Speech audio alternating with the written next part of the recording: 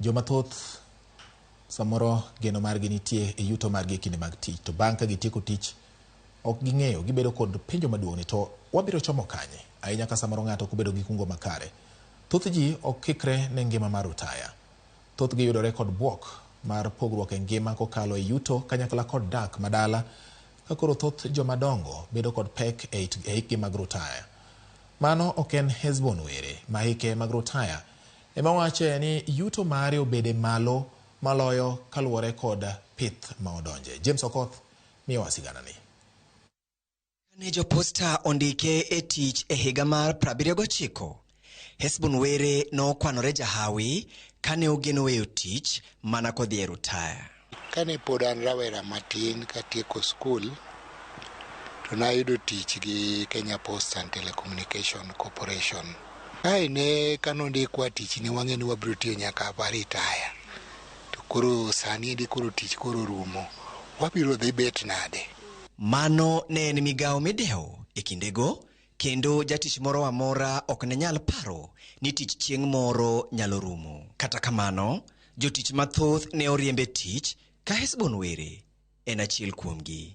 Olero ni buok mane omakogi nomiyo moko kuomgi ne okawo ngimagi. Ji mang'eny mane wantiere go, mane waweyo go tich e Telecom, nitie jomoko mane ok oyudo support system maber. To nitie kata ji mang'eny mane mago nogoyo gi buok mang'eny, ma kata jomoko nowito kata ngimagi. Kata kamano, Hesbon Were to ne ojiwore kendo dok e somo. Weyo tich apoya nyalo miyo ng'ato midhiero mathoth kaka dang'ni mar paro. Kata kamano, jaduong' Hesbon Were ne ojiwore kendo dok e mbalariany mondo osom kaka yor bero ngimane. Gi jip motegno mar anyuolane, Were nochako sombe e mbalariany, obadho machielo e ngimane. Nitie gik moko ma ka ok uchung' together as a family, to ginyalo goyo piny kata ng'ato nyalo dhi e depression. Kindane, siso mare kod riyo mar dhi maber e kinde mabiro nomiye sinani mar dhi nyime. Ne okalo e rang'iny mamalo, wach mane omiyo ochwalore nyime kendo chako chenro mar tiegruok machielo e rang'iny mar masters. Ochako register masters. Koro sama notimo masters ni, to jogi omiye classes moko kae bendo timang'o, bendo puonjo. Koro through mano nomiyo wachako waneno ni even after retirement nitie gik moko mang'eny mabeyo ma ng'ato nyalo timo. Owacho ni thuolo mane okawe mbalariany ok odhi kanono. Kendo yore makoro nochako noyawna tich moro machielo machako puonjo. Nachako puonjo e university, mokwongo ne gimiya diploma classes mondo achak puonjo, to bang' katieko masters to koro nachako puonjo other classes. En odiechieng' machielo, odiechieng' tich ne Hesbon Were, jahigni 63. Mbesene nyalo bedo ni tholo kuoro bang' rutaya, ento pod oniano.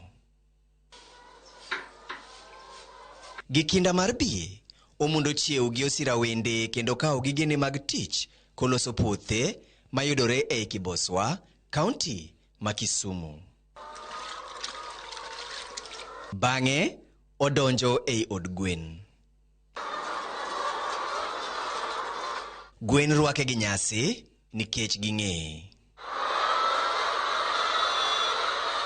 Kuom higni mokalo 10, osepidho gwen gana, ka gwen go bende osepidhe. Bang' lalo tije mane miye yuto, ne omanyo resruok e pith mar gwen, pith mane ochako higa 2008. Were oseyaro ohande mar pith mar gwen e kind ohala mamoko. Ojiwo joma tindo ni kik ket pachgi e tije mondikgi e kende, kalure ni tich nyalo rumo sa asaya. To ng'atno ero matiyo, ong'i kaka onyalo ng'iyo gire moro ma onyalo keto, onyalo kungo mondo oket gire moro ma ka tich orumo to yudo kama onyalo gore kata kama onyalo chwoyo lwete. En gi yote ni joma dongo bende. Sama pod itiyo no, nikech pod inyalo yudo loan moro, ing'iew puothi moro, ati ichak ohandi moro bende matin manyalo konyi, nikech tich to en gima nyalo rumo sa asaya kaluwore gi lokruok mag piny. Thothne, Hesbon Were tho dich e puothe, bang'e to ouso tong' e boma ma Kisumu kod mano ma Eldoret. Ka oonge gi gwende, Hesbon jakawoga kinde e kanisa mar Anglican, kama en gi lemo kaka lay reader. Ochako oyudo siso machielo mar jiwo rowere mondo owere gi yedhe ma wilo paro. Odiechieng' ka odiechieng', Hesbon kawo kindene e puothe ma majan kaka kinde medo kalo. Kata ne oriembe e tich, en gi yie ni tije ok ne orumo chuth. James Okoth, Ramogi TV. Ramogi, pur mar avocado